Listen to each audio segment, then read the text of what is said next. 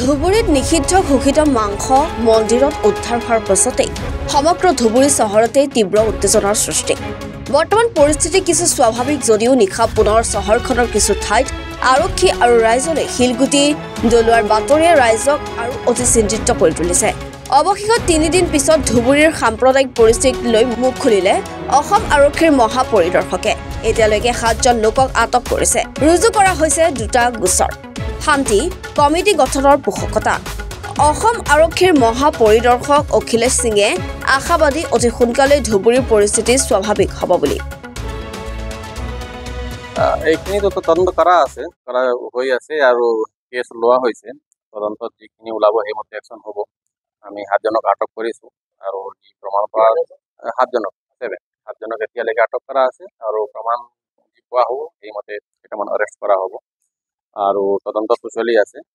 সেইখিনিতো ইনভেষ্টিগেশ্যনত কথা আৰু তাৰ উপৰিও এতিয়া মই ধুবুৰী টাউনটো পৰিদৰ্শন কৰিলোঁ। আমাৰ DIG সাহেব, SP সাহেব, DC সাহেবৰ লগত আছিলে।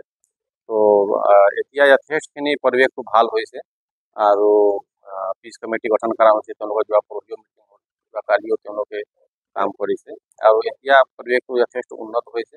আমি সেইটোৱে চবক অনুৰোধ জনাম যে পৰিৱেশটো ভালকৈ ৰাখি আৰু নৰ্মেলচিটো ভাল ৰাখক। আজি টাউনো খুলিছে, বজাৰ দোকান খোলা আছিলে, তো তেনেকুৱা নৰ্মেলচি আহক, সেইটোৱে আমি চবক অনুৰোধ জনাম। স্যাৰ, প্ৰথমত যেটি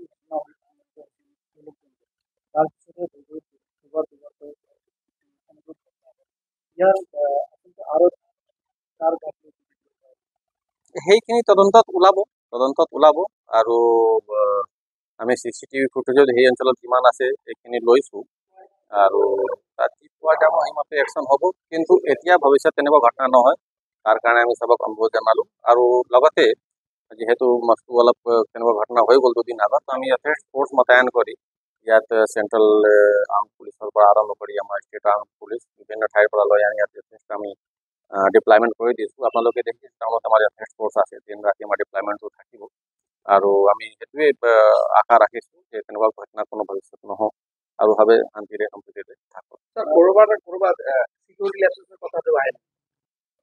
চিকিউৰিটি লেপছটো তেনেকুৱা নহয়, ঘটনাটো হৈ গ'ল আৰু ইনভেষ্টিগেট কৰি যি তাত দোষী আছে তেওঁলোকক উচিত শাস্তি দিয়া হ'ব আৰু এনেকুৱা ঘটনা ভৱিষ্যত নহয় তাৰ কাৰণে আমি চেষ্টা কৰি আছোঁ।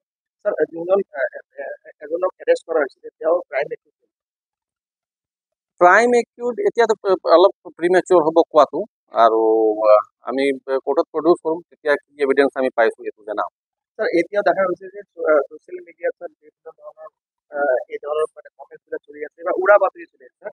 এইটো যদি পাষ্ট হিষ্ট্ৰীটো চাই 2012 চনতো একে ঘটনা ঘটিছিলে।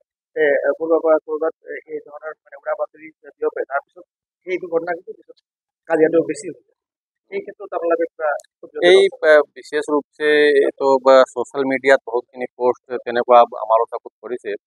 তো এইখিনিৰ ওপৰত আমি একশ্যনটো লৈ আছোঁ আৰু আমি সেইটোৱে তেনেকুৱা দেখিছোঁ মানুহে ঘৰৰ ভিতৰত বহি যি ইচ্ছা সেইটোৱে লিখি দি আছে। বাহিৰততো পৰিৱেশ ঠিকেই আছে, কিন্তু ঘৰত বহি আৰামত নিজৰ মোবাইল লৈ পেলাই যি ইচ্ছা তেনেকুৱা লিখি দিয়ে, কোনো দায়িত্ব তেনেকুৱা নলোৱাকৈ। তো আমি সেইটোৱে অনুৰোধ জনাম চবক আৰু নতুন প্ৰজন্ম যি আছে তেওঁলোকৰ গাৰ্জিয়ানসকলক আমি অনুৰোধ জনাম তেওঁলোকে অলপ চাওক বাচ্চাবিলাক কি লিখি আছে আৰু অদৰকাৰী সেইবিলাক উত্তেজক পোষ্ট দিব নালাগে আৰু যদি কোনোবা তেনেকুৱা দিয়ে যাৰ ফলস্বৰূপ কিবা অঘটন হয় আমি ষ্ট্ৰিক্ট একশ্যন লওঁ।